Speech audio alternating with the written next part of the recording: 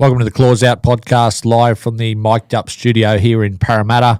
I'm joined by Rob Senior and Rob Senior only. It's getting emptier and emptier in here. Rob, what's going on? I think our team is resembling the West Tigers team with all the injuries we've had this year. Shouts to Steve and Gary who aren't well. Adel's got training and Rob Jr.'s got work, so they couldn't be here, but we'll plot on. I don't mind two-man pods. Okay. A bit easier. We're here to obviously preview West Tigers' clash against Newcastle in Newcastle on Sunday, but it was a bit of nostalgia Sunday night. You back in the Red Room. I enjoyed that. I enjoyed it, but I mean, yeah, watching it back and just seeing how I've slowed down a little bit and got a bit fatter. And you know what I like about the Red Room? I don't know. I don't think you do this on purpose, but it was quite misty. It was hard to see you, and it sort of exemplified your mood. Yeah, no, that's just not me cleaning my lens properly, so I'll make sure I fix that up next time. But yeah, we finally got to do a show in the Red Room, which was something different. We did. And speaking of Adel, you weren't happy with a few of his comments. It took me a little bit off guard. He said our season is done on Sunday night, so we're not going to talk about it now. But we're going to do a little bit of a wash up from Sunday night because there was a fiery pod. But did that take you back a little bit when he said that? Look, we love Adel, okay, and the best thing about Adel is he's given our whole fan base a lot of therapy over a long time, and sometimes even the psychologist or the psychiatrist needs a little bit of love and therapy. So when he said our season was over, it was very disappointing, given that we're 2 points out of the 8. We're 4 points from second and a bunch of for and against, and there's 11 rounds left, including this weekend. I think he's entitled to say we might not win a game or we're not going to make the 8, but to say that our season's over when you've got 11 rounds left and you're so close to the cusp of the 8, I think that was, he's allowed to be negative for once in his life because he's always reaping positivity on us when I'm the one being all doom and gloom. So we'll forgive him for that. Is it a season-defining game on Sunday? If we do lose Sunday, is it over? Starting to look like it now. I mean, I don't know, maybe the club heard me wanting to have a forfeit because I saw that team list today at 4 o'clock and got a rush of blood and the adrenaline was pumping, and this looks like a game where we've made it our grand final attempt. Other than the second rowers, this is about as good a team as we can field at the moment. So the boys are definitely all in. Adam back is great. Twally back is great. Skelton back on the wing. There's a lot to like about that. We have had a reasonable record up there the last few years. Won there last year, and I think we won maybe a couple of years before that. I remember Robbie Farah's game in 2019 when he and Benji and others scored a few tries in a high-scoring game. That was a really good night. Yeah, it's suddenly... You've been to games there before? It's a real football town. I've only been once or twice, but it'll be a sellout there Sunday afternoon. I've gone there most seasons, and to be fair, if we didn't have the podcast Sunday night, I'd probably be up there again, but we're actually going to do a watch-along at the Summer Hill Hotel this week, which should be a lot of fun. But we'll plug that now. What time's that on Sunday? Yes, obviously we get there about an hour or so before the game, have a feed. Last time I think we had about 40 or 50 people there. Yeah, it was really nice to meet everyone and cheer on. Unfortunately, we didn't get the result against Cronulla. It started okay. We got a couple of tries out of the first 3. I think we hit the lead. Then Adam came off, and the second half was a bit of a write-off. We had a great afternoon at the Summer Hill Hotel. I'm looking forward to going back there, but I'm not going to lie. I really enjoy going to Newcastle. And I think the plan this Sunday night, because Adel's put in his apology in advance, is just to have the one show, probably about 7 o'clock maybe. Look, as early as we can. I mean, the game will finish at 6 p.m. I guess by the time, Steve will be here on time, I would say, because he'll be right. But Gary and I will both be at the Summer Hill Hotel. So by the time we get here, it might be 7:15, 7 o'clock. But yeah, just keep your eye out for the pod. We'll definitely be doing one show. But unfortunately, Adel's got a wedding to attend, so Adel won't be able to do his regular show on Sunday night. Always interesting, those 4 p.m. Sunday games, because it's full of emotion, isn't it? Yeah, as Rob Jr. says, it takes me 2 days to calm down and act normal. Like I really get negative after a loss. But yeah, we'll see how we go Sunday. I wasn't expecting to win, but given I've seen this team now, I'm not going to lie, Eddie, I'm pretty excited about the weekend now. Let's go there right away. Dan can give me the thumbs up if we're going to put the West Tigers team on the screen, because I've only just flown in here. But I can tell you the team right now, it is not quite full strength, but the best team we've named in a long time. There is no Patrick Herbert and no Jock Madden because of injury, but Adam Dewey's back, named at number 7 for his first game since he played against the Sharks. Alex Twal is named at 13. Stafford Toa goes into the centres to replace Herbert, and Gerard Skelton back on the left wing, which relegates Alex Seyfarth to the bench. Latu Fine, who's also on the bench. Your reaction to that team? You've already told me it's probably as strong as we could name. Yeah, it gives you hope. It actually gives you genuine hope. I was wrong about the team last week, so I'm not going to speculate too much. But I was told Adam probably wasn't going to play even last week. So if he does play, I don't think he's playing at 100% fit. But I think it just shows you where the mentality of the club is. We must win this game. You said it on Sunday night, Eddie. We don't want to drop below 50%. And if we can somehow snag a win here, gives you a lot of confidence going to play St George away from home. And we've got a decent draw. We get to play St George twice. Canterbury are going like bustards. We can beat them. We can beat Parramatta. Canberra are horrendous at the moment. They're beatable down in Canberra. We've got a bye coming up as well. And then, hopefully Sam Weller's within a month of coming back. We're not going to get Kai back till the finals, should we make it. But as long as we don't get any more injuries, we're a shot. But, we have to beat St George. That's key for me. But this is a free roll this weekend. Let's speak about those two big guns, Adam Dewey and Alex Twal. I think they've been probably two of our best three players this year, although you've got Buller and Appy. We've had a lot of good players this year. We know what Adam brings. In terms of his running game in attack, he's outstanding. The kicking game he possesses and the length of kick and the height he gets on his kicks, that can't be underrated. Never thought we'd say this in previous years, but defensively, Adam's been great as well. So he'll shore up that right edge. Should he play, he brings everything to us. And, he's got that, not cockiness, he's just confident in what he does and he believes in himself. And, that sort of resonates with the rest of the team. So if he can bring his close to his A game, it's pretty hard to expect given how long he's been out of the game for. You can't expect him to go from 0 to 100 instantly, but if he can, produce a 7.5, 8 out of 10 game, that would go a long way to giving us a chance of winning. And Alex Twal, I think last year it was Terrell May who just carried the can for the forward pack, but I think Alex Twal's been our best forward this year. Terrell May has been taken over by an alien. He's not the Alex Twal that we saw in previous years. He is an elite forward. I dare say if he wasn't injured, on and off the last 5 or 6 weeks, he'd be playing Origin. He's playing that well, and he gives you big minutes. He has got that offload as well now. And more importantly, it frees up your guys like, your Safars and other guys. They don't need to play 70 minutes and 60 minutes. So suddenly you've got a bench that can come on and give you a little bit of impetus, and he can do the bulk of the work. I'm not sure how it's going to work this week in terms of his minutes. He might not be able to bust out the length of minutes that he has, but given the way I feel Benji's going about this team and how he's named it, it definitely seems like they're gearing up for a grand final type of, effort. And those backline changes, has anything surprised you? Stafford back into the centres and Skelton onto the left wing. Macassini didn't make the starting team. Yeah, that one's interesting. I thought he would have stuck with Macassini. I'm a Skelton fan, so I'm happy to have Skelton there. But in this case, this week, I wouldn't have minded Macassini just to counteract the height of Dom Young, because Dom Young is very good in the air. But Skelton is a very good catcher of the ball. But, it's pretty hard to be the same height as Dom Young. So a little bit surprised by that. Toa's got a massive job. That left edge of Newcastle, which we'll talk about shortly, that is their strong point.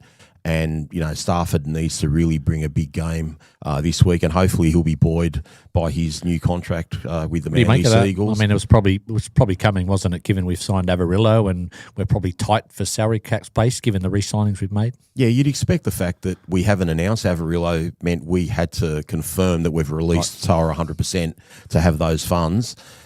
Yeah. It's an interesting one. I thought Toa was toast, really, like the way, a month or so ago, Patrick Herbert's been in front of him in terms of the pecking order, and it seemed like Toa was the last person on the roster. We've even put Taruva at centre in front of Toa when Toa was available.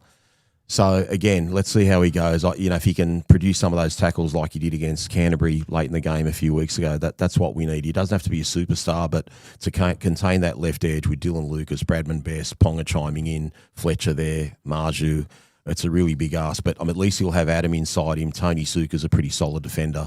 They've got a big job on Sunday, but they can do it. Potentially a stronger looking bench. I'm not sure if Fanua was named to start, but he has been coming off the bench the last couple of weeks. But you've got Safaf back on the bench. You've got Latu, who I imagine will be cover for Adam Dewey. You were quite critical of Benji last week. What would be your bench plan this week, given no injuries mid-game? I think given how well Bunty Afoa has gone starting games, in the last 2 weeks. I mean, he played outstandingly well against the Dolphins. The week before, when he came off after his first stint against the Titans, we're up 12-0. So he's doing a good job starting. So I would expect, I mean, again, I'm only speculating, but I'd expect Fanua and he to swap around. So you get Fanua off the bench, which gives you a lot of impact. I don't think Seyfarth's an impact player. He's more a cover player. I wouldn't have minded him even starting perhaps, and that could be a possibility because he seems to be playing well, Seyfarth, with that added responsibility of knowing he's got to play bigger minutes.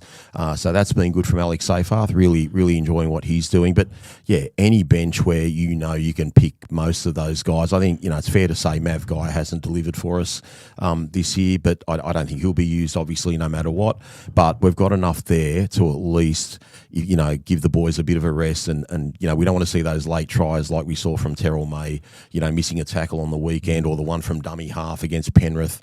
Again, like at least if we can rest him up a bit and have him a bit stronger, I like the look of the bench.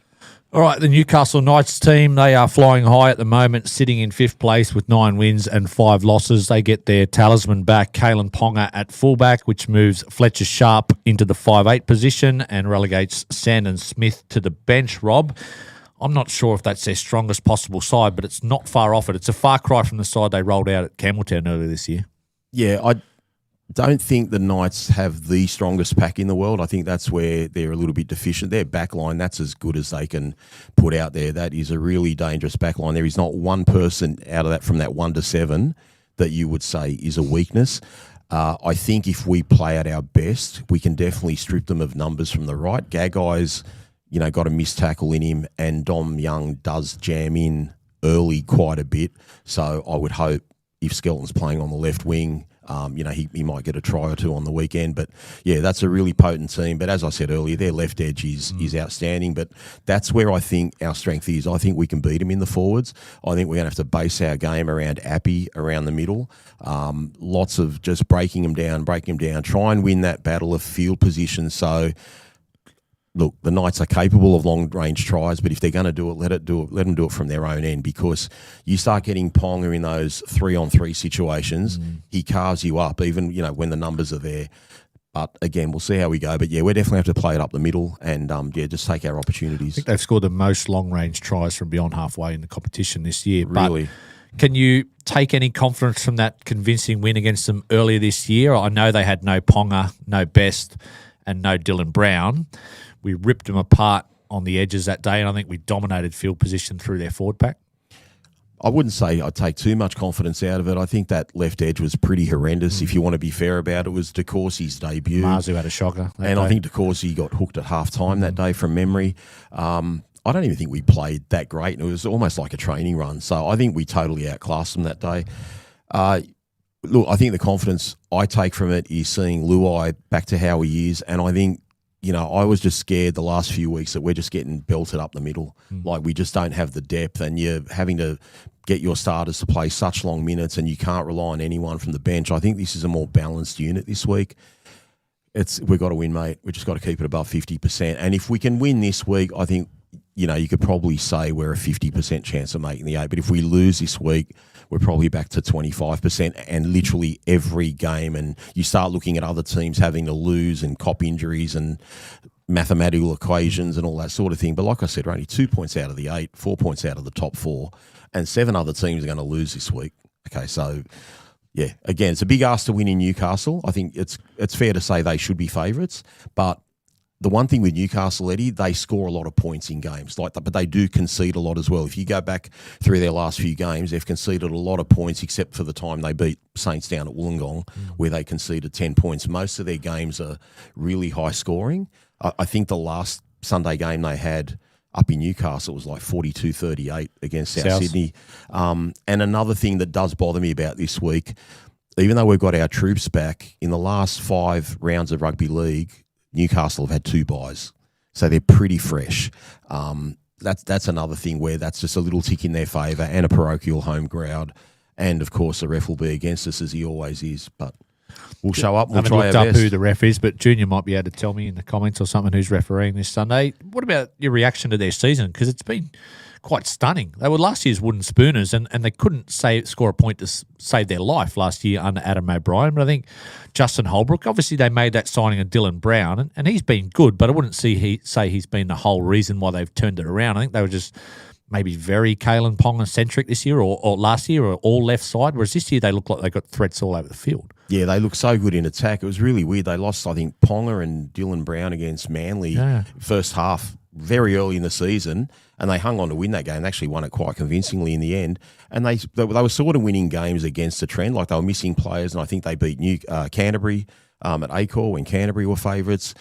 They've been a weird team, but they definitely do need your Dylan Browns and your Kalen Pongas. We saw what they were like last Friday night against St George. They were, except for the first 15 minutes, they were awful. They were up 12-0 early. St George should have won that game, I think. St George definitely should have won that game. Valentine Holmes missed a conversion from the sideline, which is fair enough, but he missed one from point-blank range a little bit earlier that should have tied the score up again. And, yeah, should have at least gone to golden point. So, look, they are capable of having a bad day, but I just think they're a totally different team when Kalen Ponga's in the team. He gives them a lot of confidence, but, you know, we can counter that by the fact that we have got Appy, we have got Adam, we have got Jareem, we have got Twal, we've got Terrell. Like, we've got a lot of guys to give the rest of our team confidence as well. So, should be a cracker of a game. Spoken enough about their strengths. What about their weaknesses? Because it's a little bit of a no-name forward pack. Like, we took KPP off them. They lost Leo Thompson in the off-season, but some of those guys, even Croker at lock, has done a good job this year, and Trey Mooney's been solid in the front row. Trey Mooney has good moments and bad. I think their right edge is their weakness. I think their right edge second row, I think it's McEwen. He's not all that. I think that would have been great to have someone like Sam Weller there this week to take advantage of that. I don't think their hooker is, like, he tries really hard, but I don't think he's an out-and-out hooker. We saw last week at 12-0 against St George throwing a horrendous pass that turned the game from dummy half. But their backline is their strength, and definitely, I think if they had more sort of forwards, like more capable forwards, I think they do better this year. They're definitely a semi-final team. I don't think they're the sort of team that can win a premiership just strictly on their forward strength. They can easily be dominated in the middle. What sort of game do we need to play? Let's go towards game planning against Newcastle. You wouldn't expect, again, the sort of side you want to necessarily get into a shootout with. No, I think our game plan is all around our number 9. He's got to take control of the game. We need Jareem Buller sniffing around those rucks with him. We'll be looking for Terrell and Alex Twal to create some second phase, hopefully get some tries off kicks. You know, we were very kick-centric last week with our grubber kicks, where we got 2 tries from grubber kicks. Again, if you win that field position and just try and snag a try through, you know, a good backline shift. Marju also has a tendency to jam early as well, so we can get him on either side, really. Yeah, there's a lot of ways you can beat them, but unfortunately they've got a lot of ways to beat us, and traditionally their games are very high scoring, but given the team we've named this week, I don't think we can win it in a 36-34 sort of game. I think we've got to keep them to, you know, we've probably got to score 26 or 30 points ourselves. If we can keep them under 24, I think we're a chance of winning. All right, Mirko matchup of the week time at Mirko Renovations. We don't just renovate, we bring your vision to life. Whether it's a modern kitchen, a luxury bathroom, or a full-time makeover, our team delivers high-quality craftsmanship with attention to every detail. We pride ourselves on being reliable, transparent, and easy to work with. Mirko Renovations handles it all. My Mirko matchup this week is Strathfield Toa against Bradman Best. I think for us to win, he needs to plug that right edge. As I said earlier, I don't expect him to be a superstar in attack. We just need him to make his tackles, make some good reads in defence. There's plenty of matchups that you'd love to see out there. Obviously, you know, some would say whichever fullback plays best, you know, will go a long way to winning the game. But I think that's Newcastle's strength. So if we can nullify their left side attack with our right side defence, that'll go a long way to winning the game. And it's his first game back at right centre for a while, you know, starting there anyway. So a little bit of motivation extra for him, given he's going back to his old club. I think they would have cut him when he came to us. Well, it's not just that too, Eddie. Given the fact, digressing slightly, but given the fact that Latrell Mitchell now is ruled out of Origin, Bradman Best is really playing for that left centre spot. So Bradman Best, you know, knows everyone's going to be watching him. He's going to be in for a big game. So this really makes it, you know, extra motivation for Strathfield Toa to know what Bradman best wants to do to him and to stand up and show that, he's going to do the right thing by our team. All right, some of the outside backs matchups. Let's start with the fullbacks. That's an obvious one. Kalen Ponga, how do you limit his impact on the game? It's easier said than done, Eddie. I think he's one of those guys, like you said, if he only has a couple of try involvements and not 5 or 6 try involvements, you've done a good job on him. I don't know. I don't know how you limit his impact. I'd probably be someone like Adel I'd prefer to refer to for that. I guess you've just got to make sure he works hard on kick returns, like you keep him moving at the back. He's a magnificent defender. He knows when to chime in, and he comes in on both sides of the ruck. He'll also be coming in close to the ruck as well in terms of backing up. I just don't think you limit him. I think you just got to limit the guys around him. He's always going to create. Left side's still their go-to side, and I think they've scored something like 32 or 34 tries on the left this year. Yeah, whenever he goes to that left side, it's incredible because you've also got Dylan Lucas, who's a try-scoring machine, and he's back in the team this week. Fletcher Sharp, if he gets any space, on backing up a break, it's over. If he gets a ball, he's going to score. He's got speed galore. They're a very scary team, and that's why I say we have to beat him in the middle. We've just got to grind them to death, and I know we've done that in the past. We do get on top early and shut them down, and that's what we did at Campbelltown in round 3 or 4, whatever it was, and we're going to have to do it again this Sunday.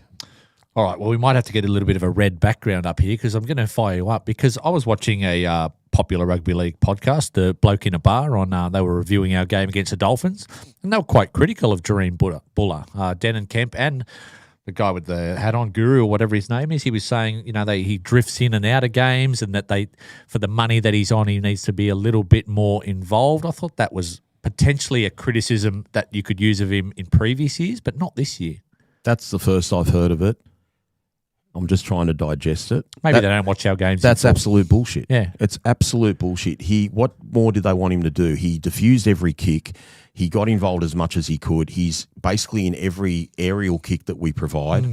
He was sniffing around the ruck, backing up plays last week. I don't know what I think I did look up his meters last night. He might have only had but he's not a big meters. They were almost critical of his kick return meters, but that's not his job to be the battering ram at the back of the field. Yeah, exactly. It depends where they're kicking from too. Like if it's not a kick from inside the Dolphins' half, well, how far do you want him to bring it back? If they've kicked from our own end, he doesn't really have far to bring it back. Mate, he's elite, and every time he gets the ball, he looks dangerous, but that is a ridiculously harsh criticism, and maybe they're just trying to clickbait West Tigers fans. I spent 10 minutes talking about it because I just found it bizarre because he's also had a different spine most weeks. I don't think he's had his full choice spine of Appy, AD and Luai more than maybe twice this year or 3 times. But he's the bloke most likely in our backline to do something, and he's the guy setting up our numbers in defence. I thought our defence last week was pretty good overall. I know people can be critical because we conceded 36 points, but there's only so much a fullback can do. What did he do? He missed 2 tackles maybe in the whole game, but I've never seen him look more dangerous or play much better. So I respect Denon Kemp. I think he's got a lot of really good takes. That is an absolutely poor take. We had a lot of joy last time going to Greg Marzu's wing, so going right with Adam back. Do you expect to centre some of our attack that way?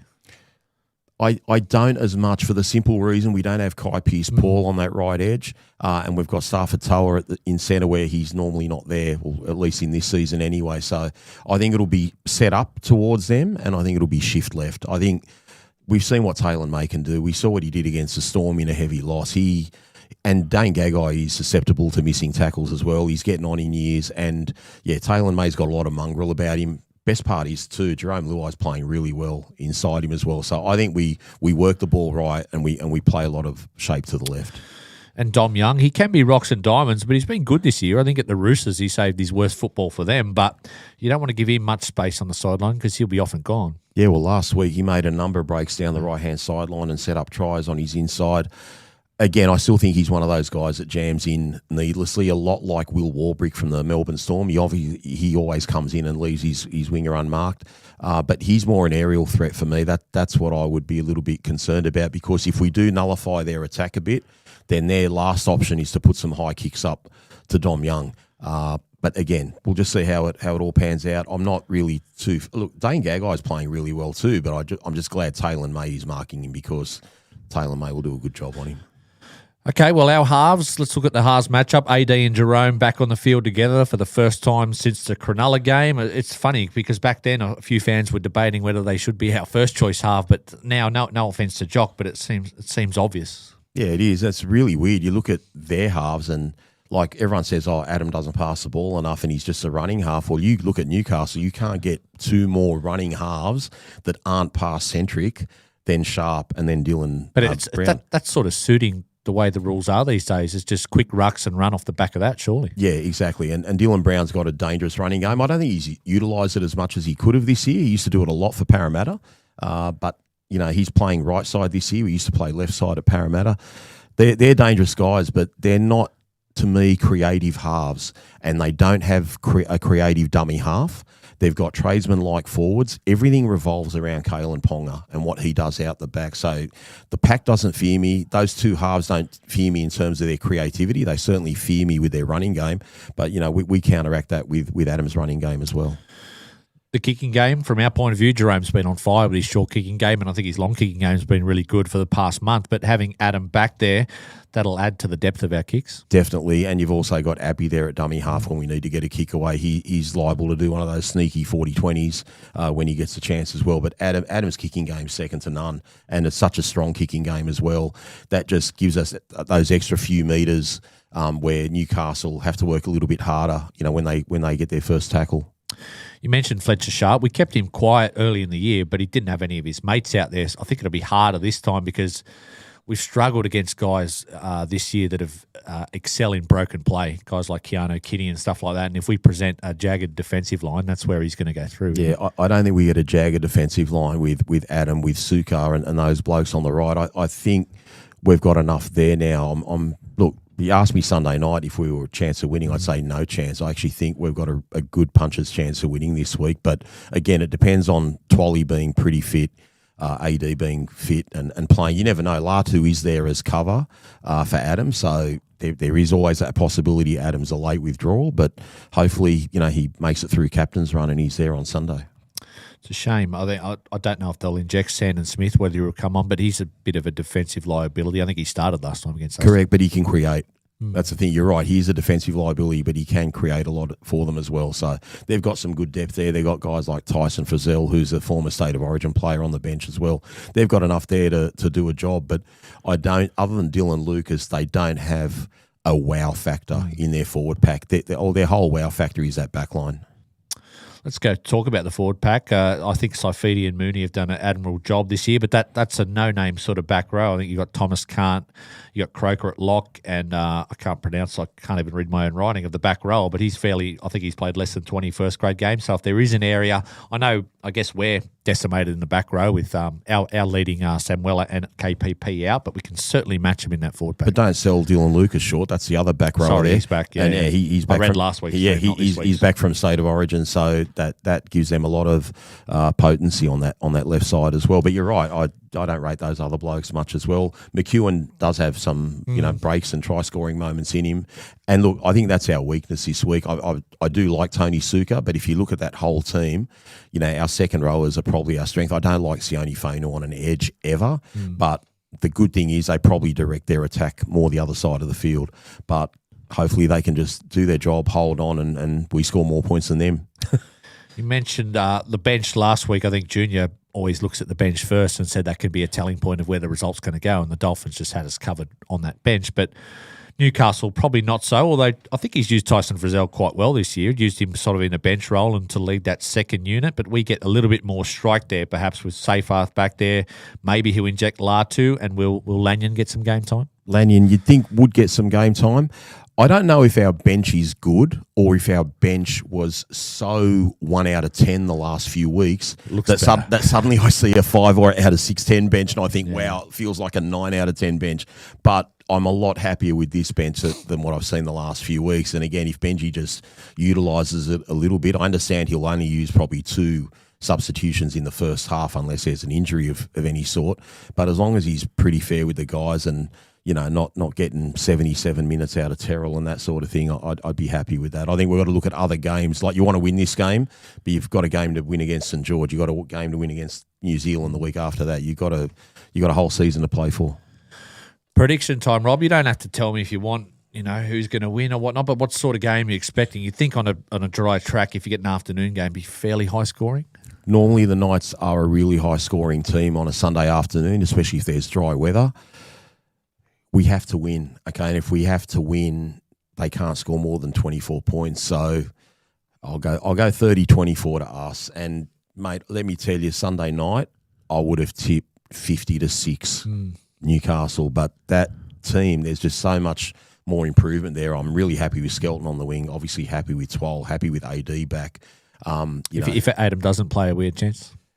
We're still a chance, but it makes it a lot harder. But, Latu's still got that black eye and, he played a decent game in Cup the other week, but I'm really disappointed in that whole New South Wales Cup standard. I tried to watch a little bit of it the other day and it just seems so easy to score points in that. Adel wasn't very impressed, even though they had a big win. I think he was probably going off more the quality of the Manly side that lost the lead. Yeah, it was an awful game, but look, the boys can only play what they play against. I've always thought that reserve grade was a sort of place where it was a stepping stone to first grade, but it doesn't seem like the quality is good enough there. You don't get enough men in reserve grade to sort of, it's a real huge leap to go to first grade. Well, even no offence to Brent Naden, I remember when he was playing like a busted in first grade last year, he'd go back to reserve grade and almost be playing fullback, halfback in one and dominating. Man of the match performances at halfback. Yeah, I agree. It's just such a low standard. It's really, and it's not fair for those blokes. If they have a good game there, you see someone score 3 or 4 tries and you get all our fans saying, oh, why doesn't he play him in first grade? You know why now, because the standard's so poor. Let's go to the wash-up from Sunday because we got some reactions, both positive and negative, but just touching on coach's comments because we did a little bit at the start, but he sort of mentioned a couple of times that he thinks our season could be over, although he did send a couple of texts over that he likes to look at his team and that we're a chance, and with no more injuries, maybe it's not over. But I had a look at our run home, Rob, and on paper at least, it's 10 games to go. We are sitting in 10th spot with a poor for and against, so we're going to have to win one more game than the teams we finish level on. But these are the teams we play in the next 6 weeks. They're coming 17th, which is last. We play the Warriors at Campbelltown, who are coming second and going well. We play the Dogs, who are 12th. Play the Raiders, who are second last, 16th. We play the Eels, who are 14th. And then we play the Dragons again, who are 17th. So not including this week. That's 5 out of 6 games, and if you take away the Warriors, the highest team we play is coming 12th. And the Roosters game is probably one you'd pencil as a loss, but we could certainly go up to North Queensland and beat them. And finish with Penrith. Who knows? Finish with Penrith, and exactly if they drop some players or rest some players because they'll be playing first week of the semis regardless. They'll be 1 versus 4. You just can't give up. We're too close to be giving up right now. Like I said, I accept Adele's comments, like he's allowed to say, we're not going to win another game this season, or I don't think we'll make the 8. But to say that our season's over right now when we're so close to the 8, he said I made some ridiculous comments on Saturday night to you. Well, mate, let me tell you, that just re-raises me all in with that ridiculous comment. Well, the good thing is he can't reply to you right now, I know. He said. And he can't reply to me Sunday night. So there you go, Adel. You got a week and a half to wait. Trying to get inside coach's head, I remember him after before the Sharks game, because we copped injuries against Canberra and we were 5-2, and I was being quite negative, and you might have been as well. And he said, "Come on, we got to lift. Let's see this as a great opportunity for our club and our team and some of our young guys and fringe players to step up." Maybe he's looked at it the past 7 weeks and go, those fringe players just can't step up. And he's right in that fact. They haven't stepped up, and it was a great opportunity, and some have and some haven't. Look, the guys, we've told Alex Seyfarth he can look elsewhere, and the last few weeks he's played really well, and it's not just by his standards. He's actually played very well, period. He scored tries in back-to-back games, and he seems to be giving his all. He's not really giving any stupid penalties away or anything like that. So some guys have lifted, but there's a clear lack of trust from Benji in a couple of players, and probably rightfully, to actually play them, and that's particular Guy and Murray. Murray's not there this week. Guy is there to just as a male model this week from the sideline. But yeah, look, like I said, who are we to question coach? But again, like we all get things wrong. Me and coach said the Broncos were going to win the comp. They're not even going to make the 8 by the looks of it. So we can get it wrong. But I just think I took offence that he said the season's over, and a lot of people hang on the words Adel says. But again, like I said at the start of the show, even Adel needs a bit of love and comfort. So I can see how disappointed he was that we lost that game on Saturday. And it was a winnable game. Like, given who the Dolphins had out and how well we played, we weren't too, like, we were 15 minutes away from winning that game if things had gone our way. I know you don't watch a whole lot of State Cup or juniors, and I don't either, so Adele's far better to judge on that. But he said he sort of hinted that he had concerns around our roster. I assume he's looking at things like that, who's coming through. He mentioned Jared Hayward's a certain first grader in the making. Obviously, Latu played in reserves last week, and he thinks he's a certain first grader, but not a whole lot outside of that. He said maybe in a couple of years, Jack Adel would be. But do you have concerns around our roster for next year? Because outside of Jake Averillo, we haven't really been linked to anyone. I've got concerns with our first grade roster, to be honest. Like, you know, when you can't go past 20 players, there's something wrong with your roster. So we definitely need guys that can come in and play first grade. In terms of cup standard stuff, like I said, I'm just more concerned about the quality of rugby league that they get to play there, because it is such a huge jump to go from cup to first grade. To anyone out there that doesn't follow the show, you really need to watch and listen to West Tigers Faithful Boys. Okay, they break that down, those games. Jared and Joe, they had an hour and 7 minutes last night. I think the first 37 minutes was NRL related, and the last 30 was all pathway stuff. So, if you're really interested in the pathway stuff, they know a hell of a lot more about it than what we do, and that's probably the main reason they're on West Tigers TV. They do a great job, so give them a listen. But are we still being bitten in the arse by our three wooden spoons and the previous mismanagement of rosters in our club, or is it time to stop making excuses for the fact that we have no depth? No, a bit of both. I think we've done a good job with the roster, considering where the roster was a couple of years ago. We've got certainly got the top tier players right. There's a few things I'm concerned about. One in particular is, you know, how much money are we spending on players? Like, I know for a fact that we've landed Jake Averillo, but the money we've offered Jake Averillo is close to about $250,000 more per year than the next offer. Too much? Yeah, it's too much. It's too much, but we need him, and we definitely need a right centre, and he's in the prime of his career, 25 years of age, and I want to get him at our club. But it's not like we're paying 50 or 100 grand more to get him. We're paying basically $250,000 more to get him. So, you know, if you can save a little bit of money there, you can go out and get a 30-year-old, you know, hooker second rower or something like that. We need to get more middles. We don't have enough middles, and I know we're decimated with injuries, but who's out in terms of the middles? Like, I know we've got our two strike back rowers out. Okay, Royce. Who else? Like, that's what I'm saying. We've got nothing there. So Guy moves to Perth next year. Charlie ain't going to get a look in, so Charlie's probably gone. The roster does need some work. And I accept Gary Watson's point about, you know, to add to your roster, you know, you got to get good players and then just make those other guys come down. But run that salary cap. That's great. That's great in theory, but I think the reality is you just got to go buy a couple of guys that are worth your $250,000 that can play first grade and tackle. Like, obviously, well, I saw guys like Kurt Mann were off contract. Like, that surprised me, because he's like just sort of those guys that can plug holes somewhere. Yeah, look, it's not someone you'd go and get now. But, for example, at the end of last year or this off-season, a guy like Ryan Madison was available, big body, can play edge, can play middle. There's no way you wouldn't say he wouldn't have got minutes in the last month. He would have got minutes. So someone like that, doesn't have to be him. And obviously, like, he's probably gone to England now, wherever he's gone. Like, I think he's just sitting on his money at Parramatta. That bird's flown. But I'm just saying, if you can find someone who has, you know, played rep footy, that's about 30 or 31 years of age, that's kind of on the way out, like, even like Nathan Brown's, like, he's as old as you know what, but he still runs off the back fence for Manly. I don't rate him, but the point is, at least he can play 20, 30, 40 minutes of first grade. We don't have guys below now. Like, we can't trust players to come in. We're starting to find it with Bunty Afoa. He played 35 minutes the other day, but we couldn't trust Geyer. We couldn't trust Murray. There's a lot of, you know, it's just not good enough. You just can't keep relying on 18 or 19 players and have 12 of your top 30 that outside back depth looks good though. It seems to be better. We're losing Luke Lackey, which I'm happy for him to move on to Perth. You got and Toa, but we've got Savannah there. We've got a few others, but who knows? Do we keep Skelton? Like, he's Skelton on the way out as well. There's no point replacing 4 players with another 4 players. It doesn't add to the depth of your roster. You need to be getting in 6 good players and losing 3 or 4 players. Then you've got 2 more extra men that are capable of playing first grade. Do we keep Royce? Because that might be a money thing because I think we signed him on fairly big money and he probably hasn't lived up to that. But you mentioned the lack of middles. I think he's only under contract for one more year.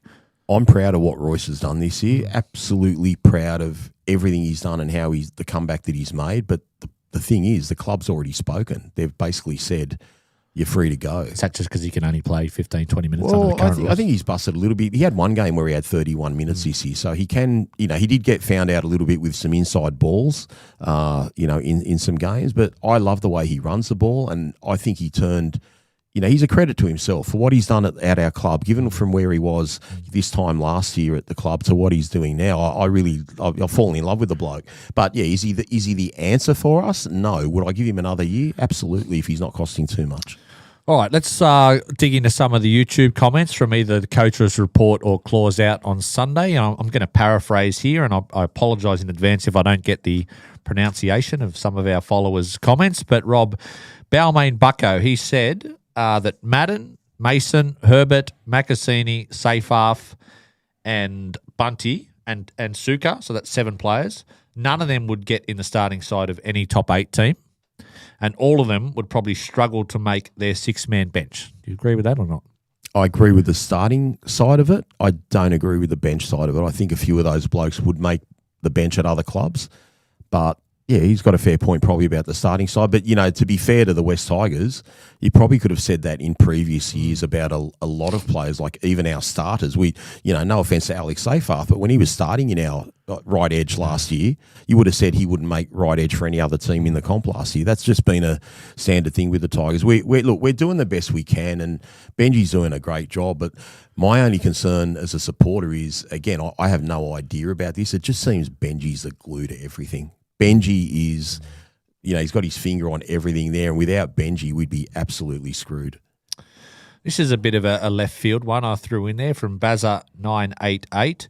He said, I agree with Adel's comment. I think this wasn't Adel's opinion, but he's reacting to what some people have said about our fans, and that Bazza was really pissed off that our fans behaved the way they did with the Viking chant during the Raiders game, and thinks we've suffered bad karma ever since. Are you a believer in bad karma or fate? I just thought it was banter and football. I don't think there was that much in it, but it did piss off some people.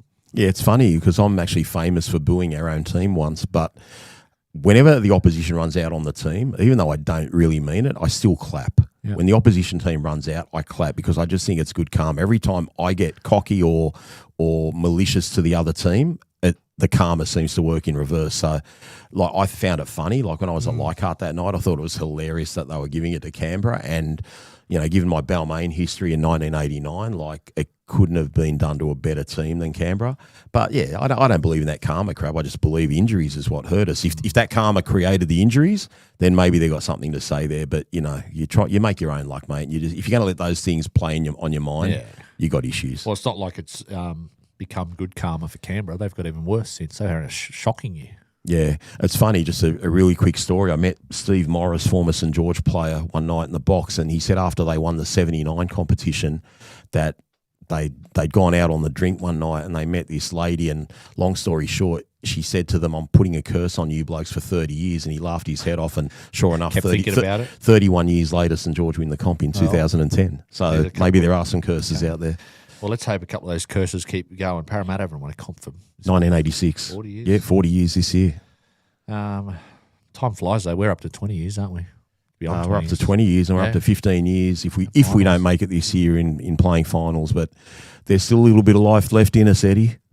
There is. Now, I don't want to put you on tilt again, but a couple of comments about the crowd Saturday, because I usually just host the show, Rob, but given we're doing these duos lately and 3-man, I have to throw in a few opinions. Yeah, of course. And wasn't that popular. But Mark Music Novelty Band, he's one of our good fans out there. He's always on the live chat. He says he was out there Saturday and the crowd was great.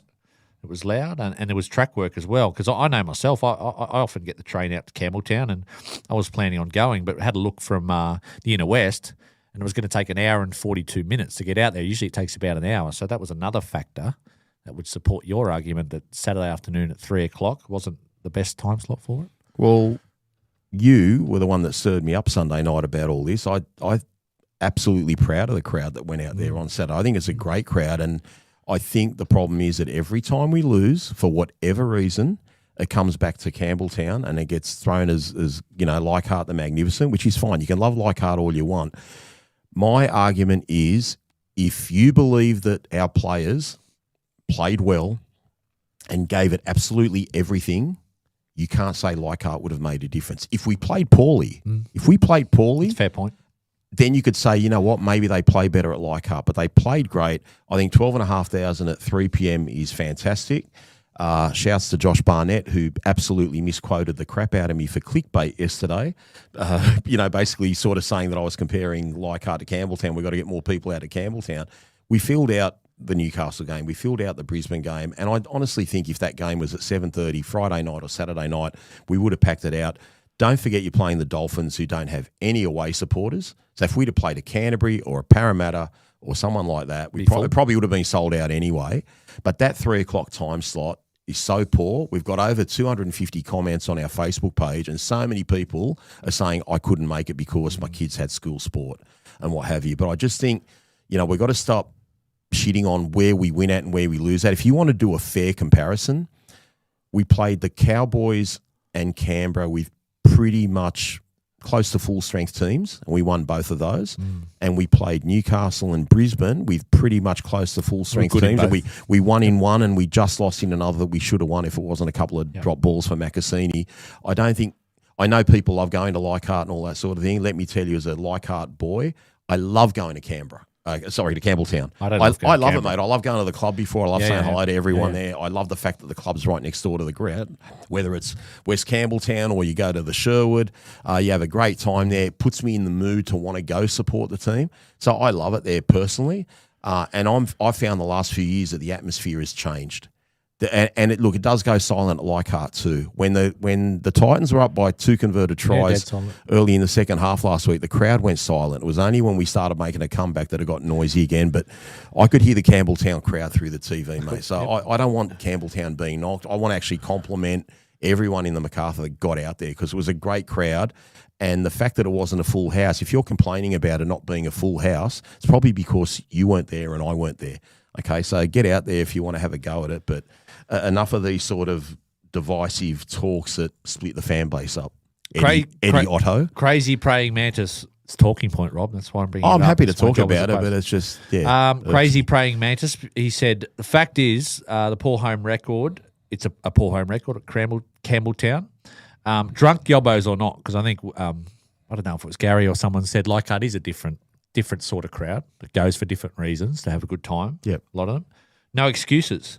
The drunk yobbos make excuses for why they can't go to other events rather than Leichhardt. Well, that's probably true. Yeah, it probably is. But just be a realist and look at the football. We played a team at Leichhardt a few weeks ago that had won 3 out of 12 games, and we just beat them. Hey, they beat Penrith on the weekend. That was last weekend. But at that stage, they'd won 3 out of 12 games, and we just played the Dolphins, who have now won 7 games in a row after beating us. So they'd won 6 in a row. Compare apples. And you know what? Those same people complaining about Campbelltown, guess what? They'll probably complain if we lose to New Zealand in a few weeks' time at Campbelltown as well. And they'll say, why wasn't that full? Because I think that might be a Friday night game as well. That will be full because there are plenty of Kiwis out there. That'll be a sellout. Yeah, there'll be some away teams there. Look, the thing is that is 8 o'clock, so it does give you time to get out there. But Friday night, 8 o'clock in the middle of winter at Campbelltown, that's not exactly, doesn't want to make you race out there and watch the game. Now, I don't know if this comment got taken down by Josh or whether the person deleted it. I doubt they did, because it was my favourite comment of the week, Rod. It was by D. Trizzy. He said, Eddie, you're a moron. Well, you got that right. We all want to win. We didn't lose because of the crowd. Stick your Leichhardt Oval agenda sideways. Play the Dolphins with 0 travelling fans. So tired of the Leichhardt Oval nostalgia. It's trash. So the Leichhardt Oval nostalgia is not trash. It's just there's no need to trash Campbelltown. There's the difference. The only thing I brought this up just privately with you, like I know you can't detach it Leichhardt and Campbelltown from Balmain and West, because that's where they originally used to play 30 years ago. But if me and you were to start an NRL franchise and we decided, I'll give you the same example. We're going to have 2 home grounds, and one's called Rob Bashara Park and one's called Donald Duck Park. And we've got a 58% record at Rob Bashara Park, but at Donald Duck Park, we only win at 39%. That's a fair spread. That's fans would be asking questions about what's going on. Yeah, well, I'll be taking my games to Donald Duck Park because that is the biggest growing area in Australia. And by the way, I wasn't calling Campbelltown Donald Duck. That was just a random example. I think we're making it more of a fortress. Like what I'm saying, I know it's hard. Even if we won 3 games in a row, you're not going to get to the Leichhardt Oval percentages, are you? Like, it takes a while to build up. But what the best thing I saw from Saturday was our team gave it everything. So they were motivated. They knew that they had to play a great game. They didn't care who the opposition was. They didn't care that if it was Leichhardt at Campbelltown. I saw Jerome Luai strutting his stuff. I saw Appy play brilliantly. I saw Buller play brilliantly. I saw everyone give it their all. I could only question Campbelltown if the effort was down from the week before against the Titans. And it was just as much or just as good as it was the previous week. So, you know, personally, I want to put that sort of stuff to bed. I love going to Campbelltown, and I think we've got to win at both grounds. And you know, like I said to you, I know 55% is better than 39%. That's only a game and a half. That's big, Rob. It's only a game and a half, but it's a game and a half a year. I made the example to you. Wayne Bennett's in the Hall of Fame. He's won 60% of his games in his career. It's like since 1987, though, but it's bro. like, This is his 40th year. Yeah, I know, but like Roger Federer won 60% of his points in tennis, and he's a Hall of Famer. So like 55 to 60% is elite in professional sport.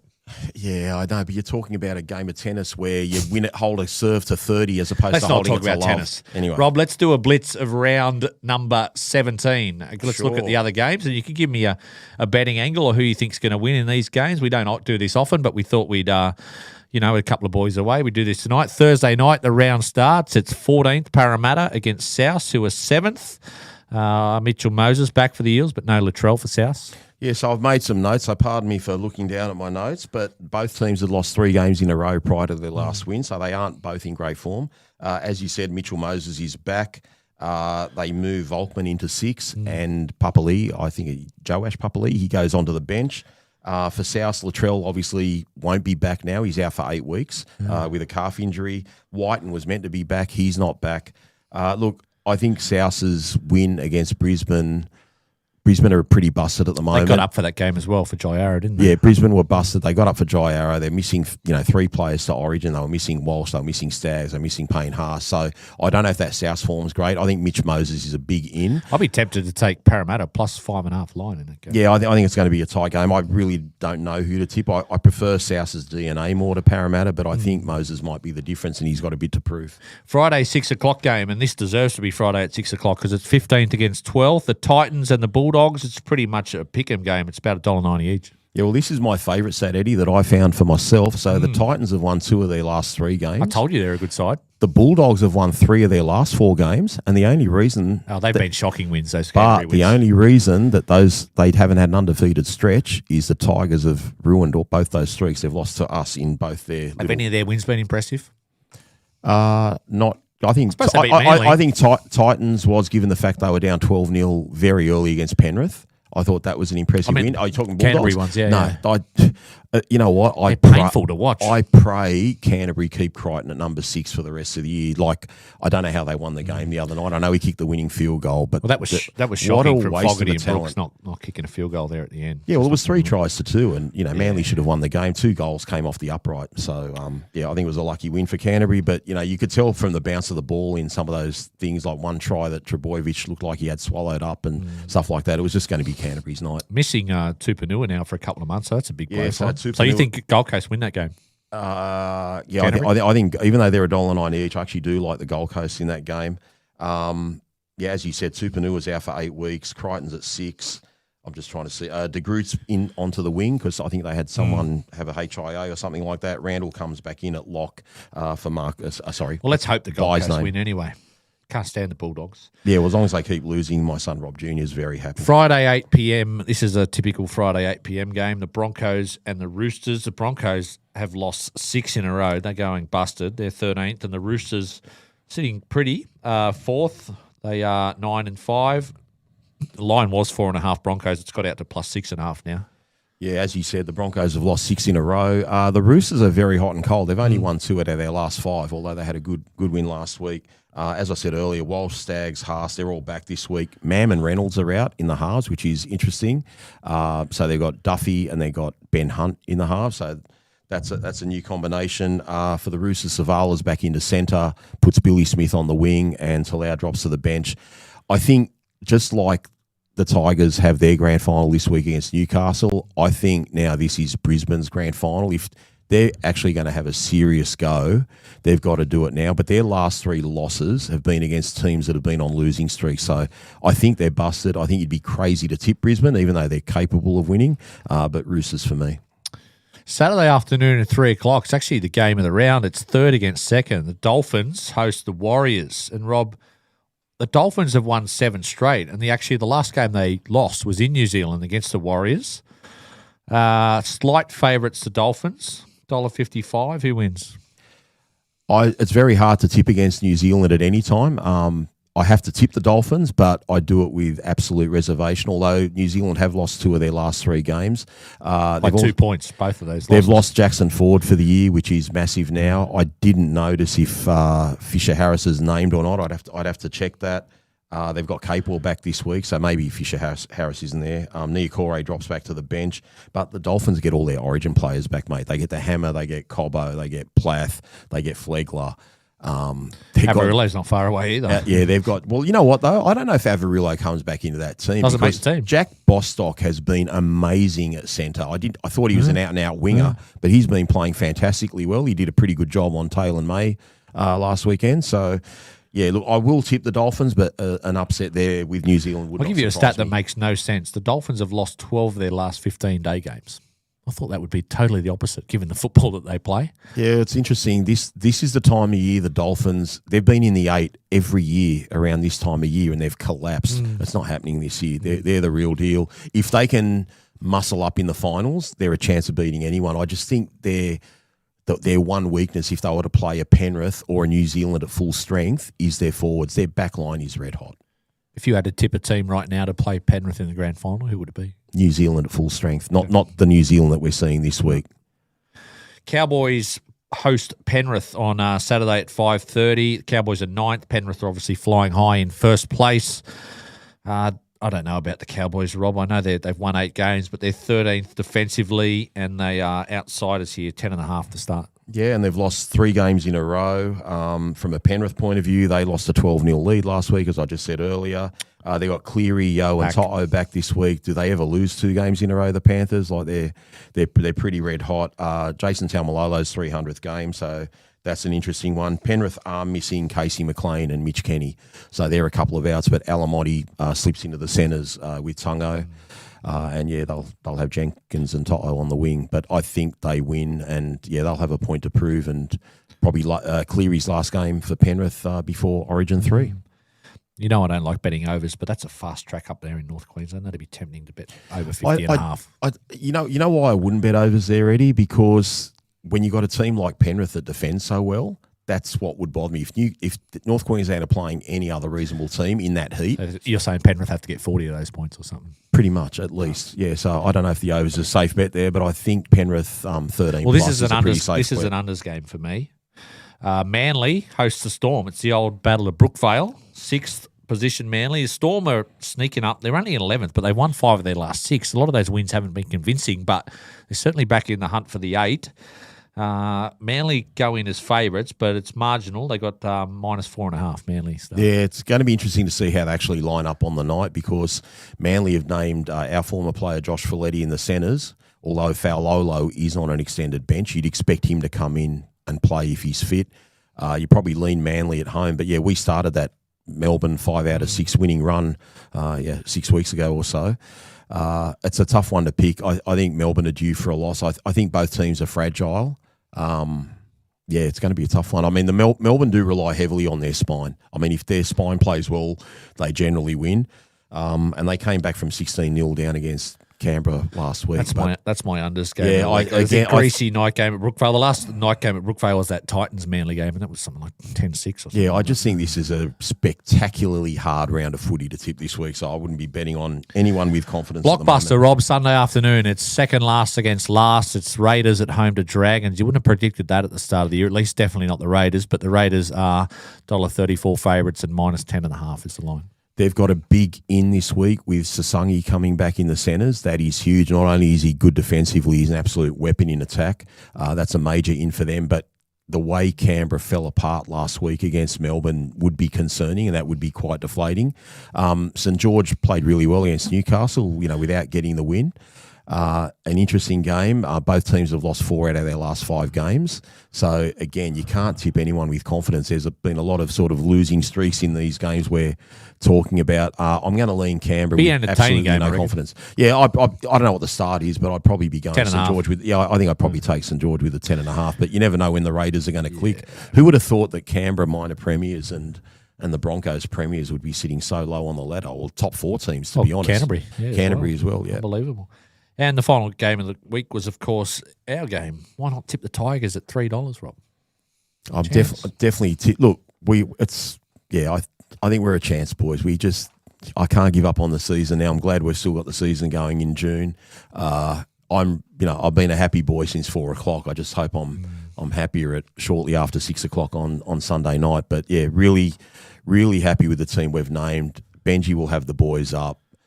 It's all or nothing this week, Eddie, and the team needs to shut the doubters up like you and me, the ones that keep harping negativity and doom and gloom. But I've been positive the last couple of weeks. Yeah, you've been positive we're going to lose. That's where you're positive. Oh, no. Well, your version of positive. I said I was proud of them on Saturday. Positive for you is us finishing 12th instead of 13th. That's your positivity. But we need to make the 8. We've got to get this monkey off our back. And if we're going to do it, we would have made the 8 if we winning this week would go a long way to helping that, and no injuries as well on top of that. Regular programming this week. West Tigers Life on Wednesday. Hero Raw Thursday. West Tigers Faithful Friday. Correct. So tomorrow night I'll be back on with West Tigers Life. Haven't been on there for a few weeks. Thursday night the girls will be here from 5 o'clock live. Jared and Joey will be on Friday. Live on Friday as well, previewing the weekend. And then we'll be back Sunday, as we said, maybe about 6:45 or 7 o'clock, given that we've got to get time to come from the Summerhill Hotel to here to record, and no Adel show this week, so it'll just be the one show. All right, thanks for tuning in. Go the West Tigers on Sunday.